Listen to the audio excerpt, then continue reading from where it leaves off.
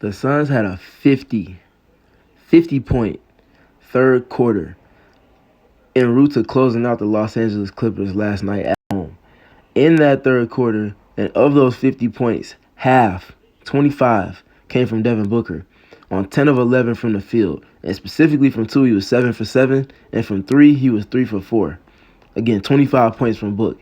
And from Kevin Durant in the third quarter, he had 13 points. He was 2 for 3 from 2, and he was 2 for 3 from 3. And in addition to all of that, and even more so at the premise of it all, we saw a ton of defensive activity from Josh Okogie as well as Devin Booker.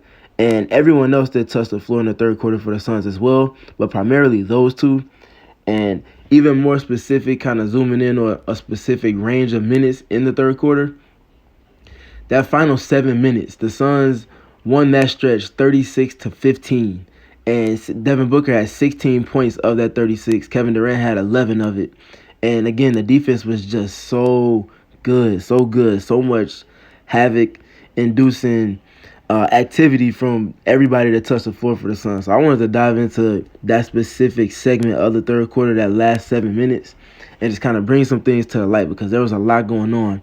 From Devin Booker's just many growths taking display and taking the forefront of the plot, to the Kevin Durant dynamic of everything, meshing in and blending in with everything. And then just, again, the general defense and the notes that this team can hit on the defensive side when they're truly clicking. So let's go ahead and dive into the film. The first play here we're going to see is going to be Devin Booker, We get the switch here with Kevin Durant. And then he's going to end up having to guard Marcus Morris Sr. one-on-one in isolation in the middle of the shot clock. So we see Devin Booker just guarding his yard. There's no help coming. This is straight up one-on-one defense. He's going to do a great job holding his own, staying in place, and then being able to get this stop. And then that's going to flow into transition. And then one of Kevin Durant's signature shots is this pull-up three in transition. Rattles it home. Again, everything with the premise coming from the defensive side of the ball. And going back to the defensive side again, here we're going to see Josh Okogie doing what he does best at the point of attack, navigating screens, playing with all types of activity, physicality. You see him with his defensive movement patterns, just sliding through here, playing on roller skates, cutting off that angle on the other side of the screen. And then again, looking at DeAndre Ayton in these screening scenarios. So Okogie does a great job navigating through. On the rescreen is when Ayton decides to shoot up to the level of the screen. You can see him up to touch here with the hand on Zubac's lower back, helping for the timing with the Okogie as he navigates over. And this is a great split here. Like, this is good defense from DeAndre Ayton. It's obviously good navigating from Okogie. This is great impromptu splitting of a double team here from Norman Powell. He ends up getting middle, but look who's there to step up and help to put the fire out. It's Chris Paul. And in addition to that, on the sink here is Kevin Durant. Look at the activity that he brings with his length and his wingspan on the sink. Able to get this deflection from this pass, getting over the top for an easy two. And then the Suns going to end up coming over to get a stop here as Devin Booker rotates out to get the stop on Eric Gordon on the closeout. And then he leaks ahead for two. Again, everything coming from the defensive side. And now looking back on offense here, we're going to see the Suns getting to one of the 77 reps here with Devin Booker. And it's going to show again and display one of his many growths. So he comes off of it.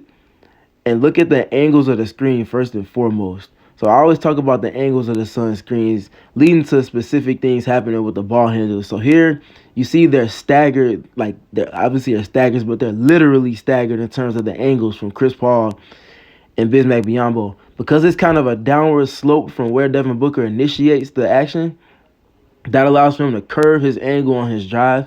And then look at where he ends up as soon as he comes off of the second screen from Biyombo. He's right at the elbow, right at home, right in the mid-range. Doesn't even have to think about anything else, especially with Zubac being in a short drop here. I'm not sure why he wasn't closer to the level here, especially with the screen that Busy puts on Norman Powell. Nonetheless, because he's too far back, Devin Booker's able to come off here comfortably without a contest from anyone truly, and he knocks that down. All right, and then here again, coming back to the defensive side, he's one-on-one here with Russell Westbrook. Westbrook's going to Barkley dribble him into the post. He's going to absorb the hits, does a good job staying in position, gets the stop, and now the Suns are going to be playing again in transition. And then we're going to see Devin Booker Off of the skip pass from CP3, great cagey, timely ball fake. And then the one dribble escape to create the separation to get into the pull-up. And when you're playing in flow and you're playing with the rhythm that he has, as you can see by these jumps, he knew it was going in eventually, and it ends up falling through, bottoms up. And then this next rep here, we're going to see more defense here from the Suns. We got Devin Booker at the point of attack on Russell Westbrook, but we're going to look specifically in the corner here with Josh Okogie. As we see him top blocking here on Norman Powell as they try to get into some handoff action. And that blows up the entire flow and pace of this set, because look at what comes of it afterwards. Powell has the reject because of the activity from Okogie, and look what happens after that. Absolutely nothing from the Clippers. Ends up on a pull-up jumper after no activity, no ball movement, no action really at all. All started and rooted with Josh Okogie sending the entire playoff script. They have no counter to go to in this. Ends up being just a 7 or 8 dribble stationary pull-up from Russell Westbrook on the switch with Bismack Biyombo. He doesn't even get a chance to attack it, and they get the stop. And then they're going to play out of this. As we see Devin Booker come in, and he gets into his pull-up three. We talked about his pull-up threes and the audacity that he has when it comes to his confidence in taking this shot, regardless of what the score is, regardless of what the situation may be. And those reps are playing out in real time there as he knocks that down with confidence and he holds it. And then let's also look at the bench as it completely infuses them with energy. Look at Kevin Durant under the basket. He mentioned after the game that it was a spiritual moment for him as he could relate to these moments. And they were playing pretty much anything you can do, I can do better type of vibe in this third quarter stretch for the Suns between those two elite scorers. And coming out of that timeout, we see Devin Booker here. Again, it's the playoffs, man. These are when the dogs really come out. We see him 94 feet of pressure. This is your best player at the moment, pressing 94 feet. What type of tone and what type of message is this sending to everybody else? This is the type of activity you want from a leader. Not always talking, not always barking out orders, but showing it with their activity, especially on the less glamorous end of the floor. You got him exerting all types of energy on both sides, playing with all type of activity, and we see him just pressing up 94 feet there on Westbrook, and it's just all sending a message. And it ends up parlaying into a ton of plays as we see as we dive more into this film session. We get the triple switch here. So we get the switch here up the line between Okogie and CP3. Then we get the late switch here as Chris navigates over to get over to Zubac. And then we got Biyombo here with Norman Powell getting downhill. Biyombo's going to do a great job helping to put that fire out at the rim. And we see Okogie closing out off of the sink. And he's able to get up a good contest on Westbrook. That ball doesn't even make it to the basket. Zoo heads up saving this under his own basket. Should have just let it go out of bounds. Nonetheless, the Suns are now playing in transition again. And then we're going to see Bismack end up getting fouled here from Westbrook behind. Just all the momentum coming from, again, the defensive side of the floor. Everything flowing from the defense.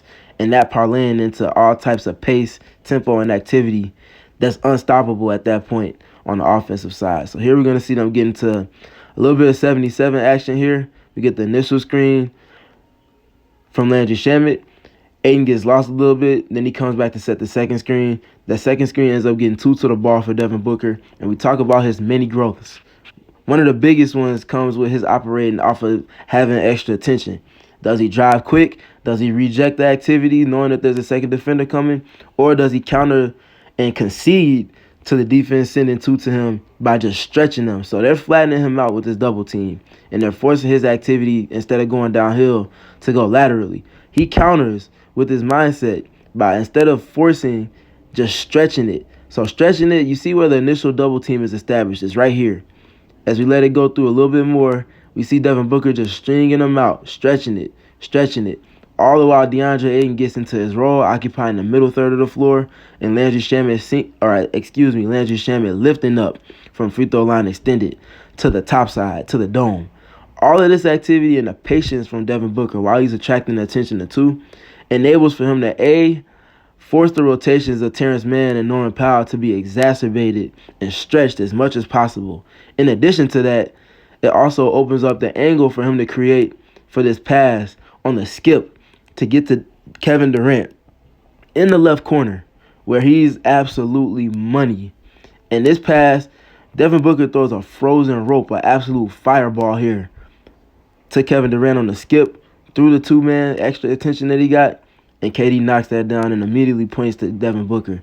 That's just an all-impressive play in terms of his processing speed, his understanding of how to manipulate advantages, especially when he has extra attention attached to him, and executing within it all. And then this next rep here again, more Josh Okogie. So they're flowing into some 5-out delay action. They want to get into a handoff with Norman Powell, but look at the activity from Okogie. On the skip, we see him instantly jump in the passing lane, taking away. He's up high, got his hand. He's in between his man and the ball, and then he's in rejection. And you can play with this type of activity, especially when DeAndre Ayton is able to gap off of Mason Plumlee. So now you can top lock and hop into the passing lane with the activity, knowing that if there's a backdoor cut, that you have your big man there at the free throw line to help take that angle away for you as well. Ends up flowing into the next action. Devin Booker is going to end up getting switched on to Bones Highland here. Then he's going to do a great job of navigating that screen. The Clippers' offense here is completely and entirely flattened out because at the premise of it, they couldn't get the ball to who they wanted it to get to in Norman Powell initially. So now they're just kind of floating around. Nothing's happened. There's 9 seconds on the shot clock. They end up getting the Suns a little bit into rotation here. But again, they do a great job getting back into it off of their rotations and help from help side over to being on the strong side between Josh Okogie and Kevin Durant. An aggressive switch here from Josh Okogie sends Norman Powell a little bit south before trying to get down north. And then we see again Okogie's defensive movement patterns.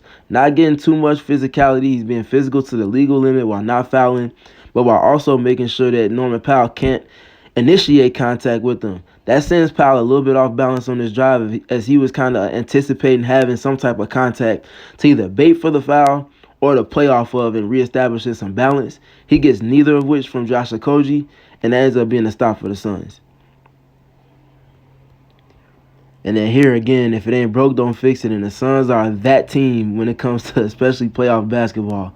So you see them, what worked last time on the last offensive rep in 77 was Landry Shamet coming to set this screen. So coming back down on the same side of the floor again for the Suns on offense, we see them flowing into that same action, same alignment, same spots for everybody with Kevin Durant in the left corner, on the bottom left corner of the screen.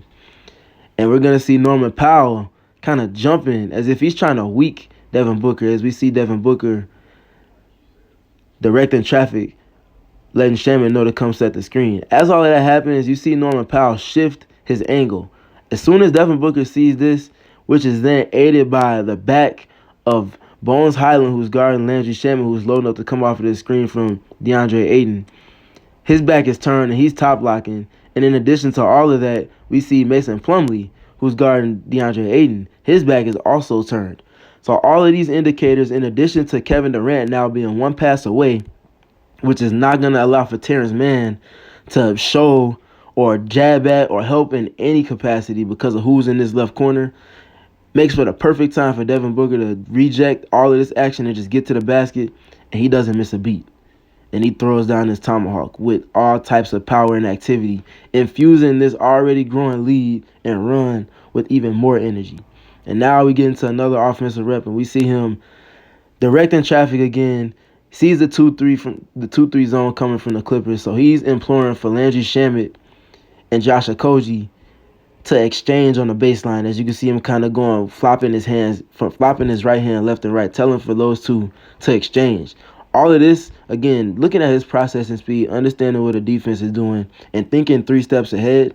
He's putting Landry Shamet in the weak corner because he knows what he wants to do here is threaten the nail of this 2-3 zone here and then kick it out to Kevin Durant. That's going to automatically stretch the rotations on the second side for the Clippers. And it's going to implore and enable Kevin Durant to do something that he's overqualified for, which is playing as a connector. So we get the screen here for Devin Booker to get to the middle third, threatens the nail with all types of dribble drive pressure, rim pressure, paint pressure. That sucks in the defense like a vacuum, and he's allowed to stretch them with this pass, this kick over to Kevin Durant.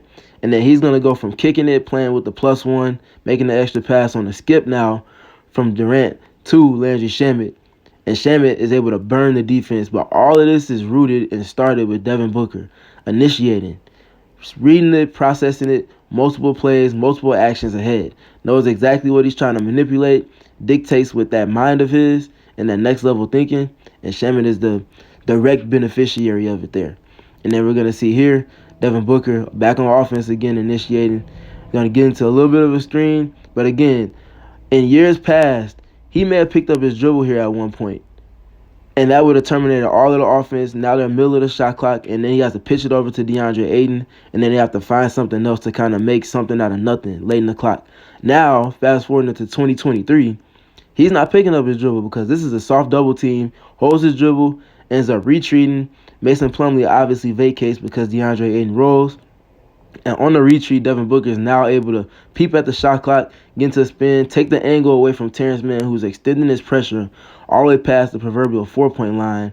And again, because it's Kevin Durant that's one pass away, as Devin Booker drives to his right hand, Nicholas Batum doesn't really want to put too much of a emphasis or type of energy or activity into this jab at. That opens up this channel for Devin Booker to get into, getting back to his right hand, gets into this little midi floater, and he knocks that down. And then the cherry on top of all of this on the offensive side is going to see Devin Booker as an action that I've been employing and speaking and waiting to see is him screening for Kevin Durant. And that's going to automatically force a switch. Kevin Durant now has a slower-footed defender guarding him, does have the length requisite to guard him, but because of this pressure being extended, he's not going to be able to, Nicholas Batum is not going to be able to keep up with Kevin Durant after 2 or 3 moves in space with no type of help or no type of double team coming. And because of that, in addition to, as we look at the bottom left corner of the screen, DeAndre Ayton, as you see Bones Highland kind of trying to help point off of Damian Lee, showing help at the nail a little bit. We see DeAndre Ayton sneakily and smartly setting this little bit of a pin-in screen. That's giving Bones Highland something to think about. And then he has to now respect it and navigate it because it's Damian Lee, who's one of the better catch-and-shoot players in the NBA. Has to navigate that screen from Bones Highland. That opens up this little bit of pocket for Kevin Durant to get just a little bit deeper into a spot on the floor where he's more than comfortable pulling up from. Also getting to his left hand, he gets into this one-footed fadeaway, one of his trademark shots, not unlike Dirk Nowitzki, and he's able to knock that down. Just great processing from the Suns. And then the last cherry on top here is going to be Devin Booker getting this stop as they try to leak ahead and get a quick look before the Suns defense gets set. He stays aware in the play, stays in it, and gets a great contest up. This was just a great stretch of basketball, a great stretch of defense that parlayed into the offense being at a just absolute atomic level of activity and explosion. If they can continue to parlay these efforts in a sustainable manner and put forth this effort over the stretch of games, it's going to be hard to see any team beating this team 4 times out of 7.